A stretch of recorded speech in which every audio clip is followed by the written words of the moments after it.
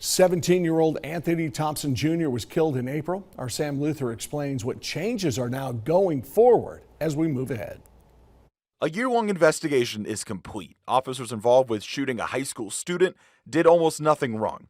The whole incident, the 3 shots fired, everything that happened took 11 seconds. Chief Paul Noel says the shooting death of an armed 17-year-old Austin East student was justified. Anthony Thompson Jr. was shot by police in April. The internal affairs investigation revealed no violation of KPD policy. I believed that these 4 officers handled this incident in the best way they could that day.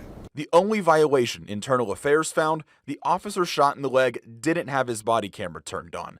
Adam Wilson was given a written reprimand.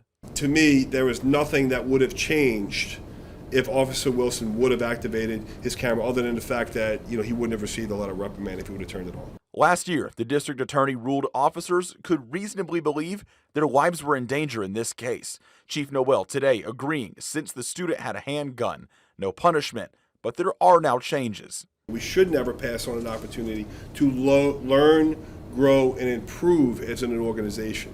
KPD says officers use force around 100 times a year. A new change coming to KPD now, a use of force review board brought on by Chief Noel. How we can improve policy, training, or tactics at either the individual level, the officer level, or as a department. Focusing on use of force resulting in serious injury or death. In Knoxville, Sam Luther, WVLT News. That use of force board not meant for disciplinary action. They'll be used after the fact to look at a case from different perspectives. Meanwhile, the mother of Anthony Thompson Jr. suing the 4 KPD officers and the Knox County Board of Education. Suit claiming the board and KPD ignored policies about how officers should engage with certain students in schools.